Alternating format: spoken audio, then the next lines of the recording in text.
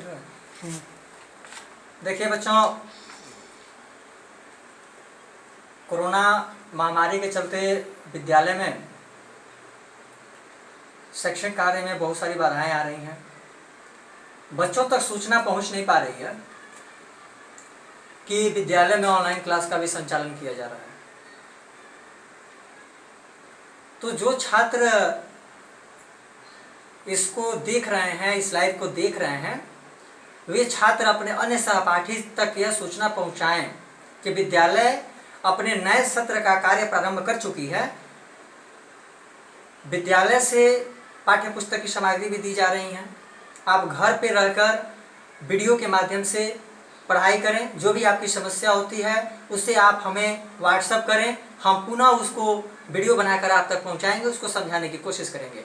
ठीक कक्षा 9 की कक्षाओं के बाद इस समय हम लोग कक्षा 7 की गणित की पुस्तक हम लोगों ने उठाई है। इस पुस्तक के अंतर्गत हम वर्ग 7 में पढ़ने वाले बच्चों को कुछ वर्क देंगे, कुछ समझाएंगे और आपको उस वर्क को कंप्लीट करना होगा। वर्ग 7 का गणित है। वर्ग 7 के गणित में जो इसका पहला चैप्टर है वह परिमेय संख्या है, जिसको रेशनल नंबर कहते हैं। परिमेय संख्या है जिसको रेशनल नंबर कहते हैं। ज़्यादातर फोकस आपको ऑनलाइन क्लास में डीआरएम पब्लिक स्कूल के द्वारा मैथ और इंग्लिश पे दिया जाएगा। अतः आप मैथ और इंग्लिश को अच्छे तरह से प्रिपेयर करें, क्योंकि इसमें सिलेबस चेंज नहीं होता है, इसमें इम्प्रूवमेंट्स होता है। इसमें जैसे अभी हम यहाँ 7 कक्षा में परिमेय संख्या पढ़ रहे हैं, तो कक्षा 9 में भी जाएंगे तो परिमेय संख्या पढ़ेंगे, बस वहाँ पे थोड़ा एक्सपेंडेड फॉर्म पढ़ते हैं। इसलिए आप गणित और अंग्रेजी का बहुत अच्छा मौका भी आपके पास कि आप तैयारी कर लें, इसलिए आप गणित और अंग्रेजी को बहुत अच्छे ढंग से तैयार करने की कोशिश करें। आइए हम आप वर्ग 7 के बच्चों को परिमेय संख्या के बारे में बताते हैं। परिमेय संख्या होती क्या है। सबसे पहले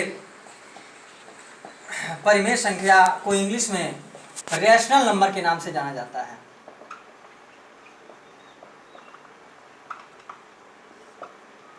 रेशनल नंबर के नाम से जाना जाता है परिमेय संख्या को।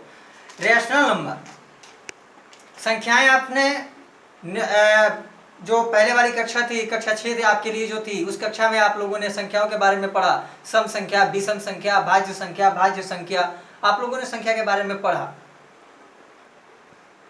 आपके सामने एक नई संख्या बन गया है, यह परिमेय संख्या। आप भिन्न पढ़े होंगे ना। भिन्न क्या होता है, भिन्न के बारे में सबसे पहले हम जानकारी आपको एक बार रिवीजन कर देंगे, क्योंकि भिन्न से आपको आसानी से समझ में आ जाएगा। भिन्न क्या होता है, तो जब किसी संख्या में किसी अन्य संख्या से भाग दिया जाता है, तो जो संख्या प्राप्त होती है वह भिन्न कहलाती है। जैसे आपके घर में, आपके परिवेश में एक छोटा सा उदाहरण पे हम आपको समझाते हैं कि एक रोटी आपके पास रखा है और आपके घर में कोई कहता है कि एक रोटी को 4 जगह बांट दो, तो यानी 4 से आप भाग दे रहे हो। रोटी आपके पास 1 है और 4 से आपको भाग देना है, तो 4 से आपने भाग दिया, तो यह जो संख्या आपको प्राप्त हुई इसको भिन्न कहते हैं, फ्रैक्शन। इंग्लिश में फ्रैक्शन कहते हैं और इसको भिन्न के नाम से जानते हैं। अब इसी भिन्न के आधार पर आपको हम पढ़ाएंगे आज परिमेय संख्या के बारे में। परिमेय संख्या किसे कहते हैं। परिमेय संख्या जब किसी संख्या में किसी संख्या से भाग देते हैं, लेकिन ध्यान रहे भाग देने वाली संख्या का मान 0 नहीं होना चाहिए। भाग देने वाली संख्या का मान 0 नहीं होना चाहिए। जब किसी संख्या में हम किसी संख्या से भाग दें तो प्राप्त संख्या परिमेय संख्या कहलाती है। शर्त यहाँ पे एक आता है कि जो अंश बटा हर, नोमिनेटर बाय डेनोमिनेटर्स, जो हर होता है यह 0 के बराबर नहीं होना चाहिए, यानी 0 नहीं होना चाहिए, यह संख्या होनी चाहिए। अब इस संख्या का अध्ययन करने के लिए छोटा सा एक स्टेप बैक आते हैं। प्राकृत संख्या के बारे में एक लाइन में आपको देते हैं। प्राकृत संख्या कहाँ से शुरू होती है, तो 1 से शुरू होती है। और पूर्ण संख्या कहाँ से शुरू होती है, 0 से शुरू होती है। आपको ये जानना है।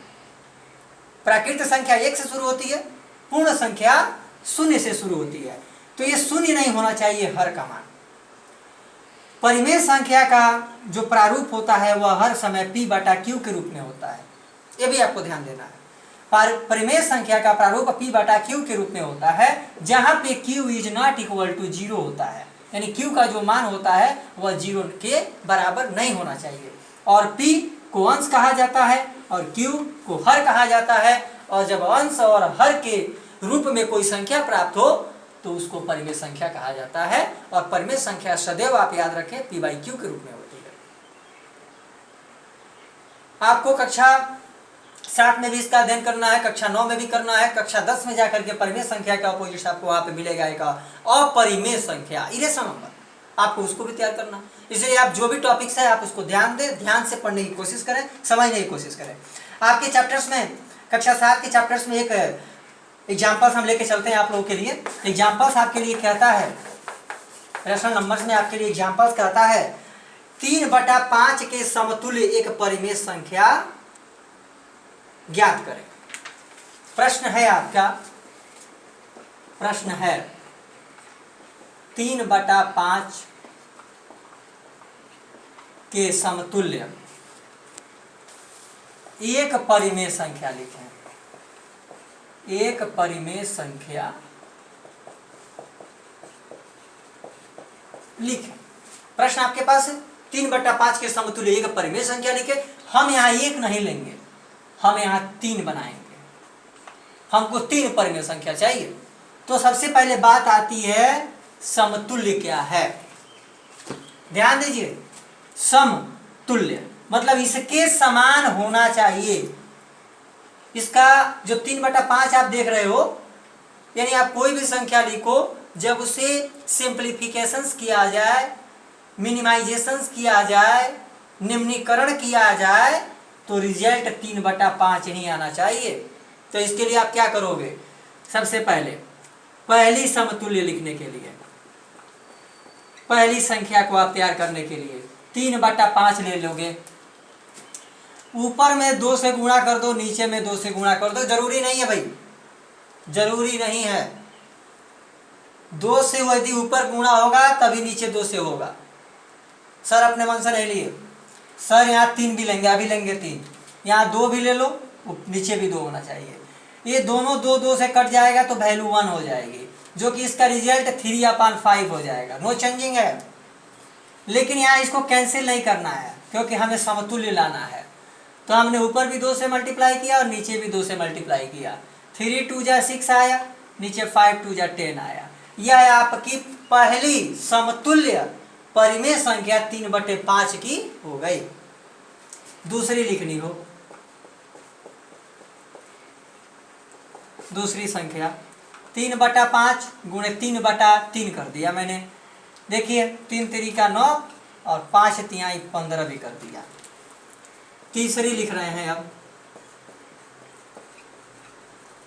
तीसरी संख्या 3/5 गुणे 4/4, 3 चौके 12 और 5 चौके 20। चलिए एक और बढ़ा देते हैं आप लोग को समझने के लिए। चौथी संख्या 3/5, देखिए आपका 3/5 आधार समान चल रहा है, सब में चल रहा है। यहाँ हमने 5/5 कर दिया। 3 5 15 और 5 5 25। अतः आपके पास 3/5 के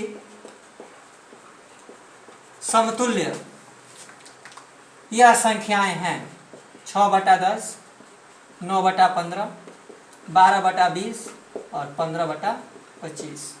यह आपकी 1 2 3 4 परिमेय संख्याएं हैं 3/5 के समतुल्य।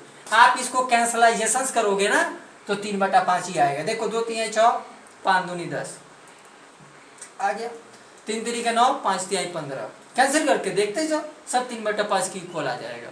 ये रहा है आपका एक चैप्टर्स, यहाँ पे छोटा सा एक टॉपिक आपके लिए, समतुल्य परिमेय संख्या ज्ञात करने का पैटर्न। आशा करते हैं सबको समझ में आ गया होगा। यदि किसी बच्चे को समझ में नहीं आया वह मुझे कमेंट करेगा, हम उसे फिर दूसरे प्रोसेस से उसको समझाने की कोशिश करेंगे। आपके लिए इसमें आपका जो फर्स्ट चैप्टर है ये इसी पर डिपेंड्स है। आपको अब इसे प्रैक्टिस करना है, क्वेश्चन डन करने हैं इसमें, और एक बार हम क्वेश्चन जो आपको देंगे व्हाट्सएप पे, आप उस क्वेश्चन को बनाएंगे वर्ग 7 वाले बच्चे। उसके बाद थोड़ा सा एक बार एक्सरसाइज को देख लेते हैं। एक्सरसाइज में आपका क्वेश्चन नंबर 6, और कैमरा हाईलाइट करिएगा यहाँ पे। क्वेश्चन नंबर 6 यहाँ पे, निम्न में से कौन सा अंश है? ऊपर जो वैल्यू होती है वो अंश की होती है, अभी हमने यहाँ आपको ऊपर में पढ़ाया हुआ था। जो ऊपर की वैल्यू होगी अंश होगी, और जो नीचे की वैल्यू होगी हर होगी। आपको इसमें अंश लिखना है तो आप अंश लिखोगे, पहला में 2, दूसरा में -4, साथ में आप हर भी लिखोगे। हर इसमें 3, इसमें हर हो गया 9। एक बार आते हैं, फिर बोर्ड पे आते हैं इस क्वेश्चन को लेकर के, क्वेश्चन नंबर 6 को लिए। और क्वेश्चन नंबर 6 कहता है कि 2/3 में अंश और हर क्या है? आइए देखते हैं। अंश जिस संख्या में भाग दी जाती है उसे अंश कहते हैं, और जिस संख्या से भाग दिया जाता है उसे हर कहते हैं। तो अंश यहाँ ऊपर 2 और हर आपके पास 3। यह हो गया आपका आंसर। आपको इस तरह से इस एक्सरसाइज को डन करना होगा। इसके बाद से आपके पास अभी परमेय संख्याओं के बारे में आपको बताया, उसको करना होगा, और समतुल्य परमेय संख्या देनी होगी। इस तरह से आपको अभी एक्सरसाइज का वर्क व्हाट्सएप ग्रुप पे डाला जाएगा। आप कक्षा 7 के बच्चे इस एक्सरसाइज को कंप्लीट करेंगे। Thank you.